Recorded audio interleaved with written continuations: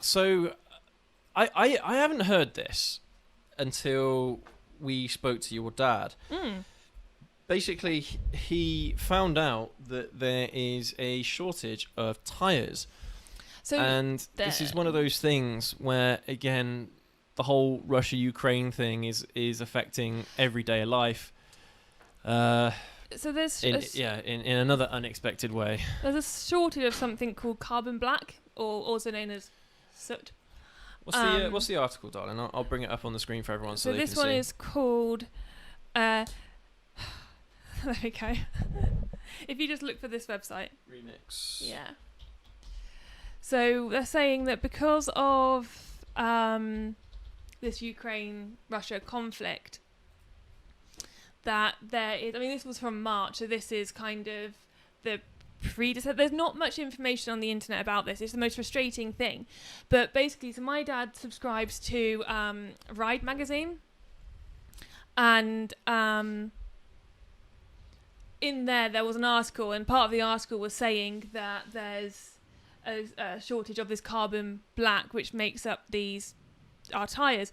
So my dad actually called BMW, and he said, is this true? Is this something you're aware of? And they said, yeah, it's very much true.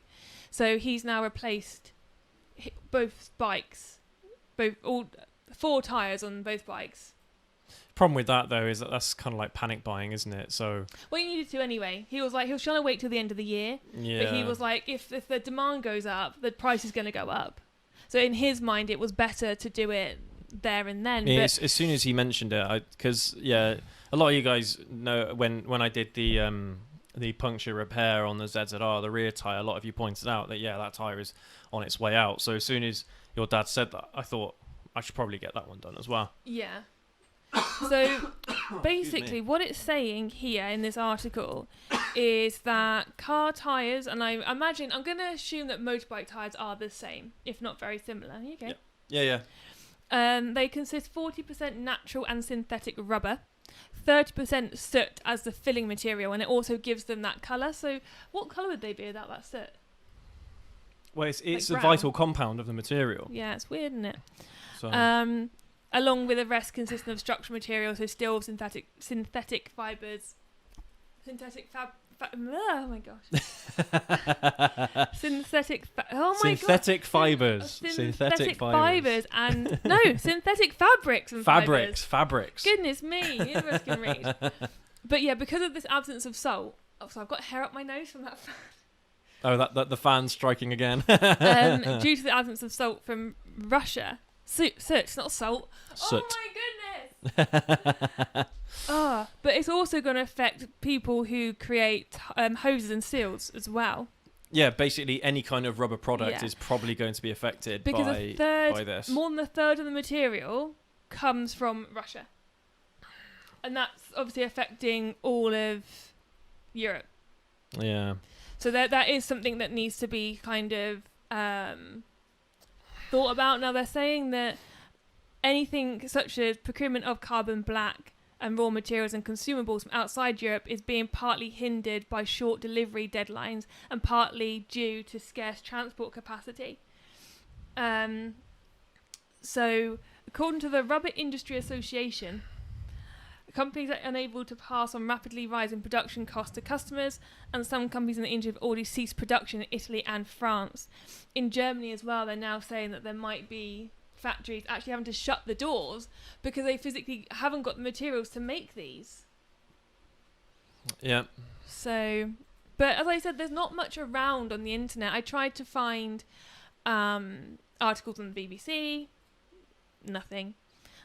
These are the only articles I could find, and there's another one that I found which doesn't really give much more information, but it looks like this has been a thing since February, March time, that they've been worried about it anyway.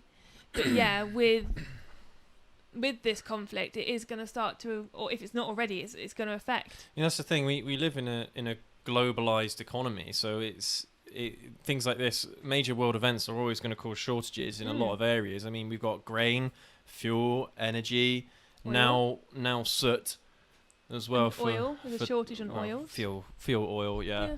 So yeah, it's one of those things that is just gonna again increase costs for regular people. To the point that people are worried about things like heating their home in But the winter. It's getting that biggest bad. issue with the tyre thing, though.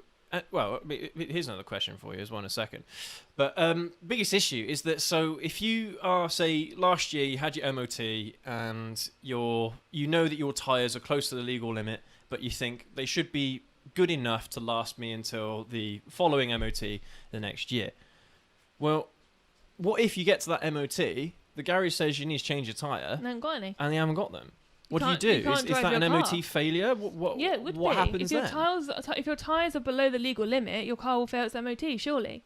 And then you can't drive it again unless you're taking it to the MOT centre.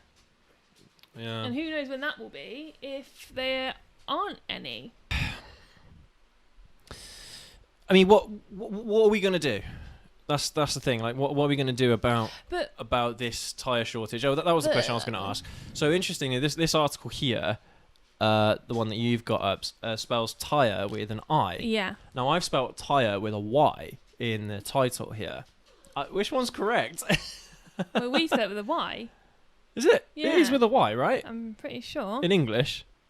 I don't know. I don't know. Thank you, Mad Dog. Cheers, mate. Thanks for letting us know. Yeah. So it is. yeah, I mean, what can be done? Literally nothing. I think So, the other I mean- thing to consider is the cost of living's going up, right? In some places, wages are not coming to follow that. People may not be able to afford to replace their tyres now, let alone if the price Well, increases. Well, I mean, yeah, but things like that, though, we might end up finding subsidies from governments, local councils on that front. You if might that, do, but you if that ends can't- up happening. You can't guarantee that, can you? But, That's I mean, the thing. What are they going to lower the legal limit for tread depth? Are they going to lower it from 1.6 to I don't know, 0.5 I have no idea. or 1? That's what I mean, just to give people a little bit of extra time. But I mean, everyone knows that tyres kind of degrade, or the performance of tyres degrade exponentially.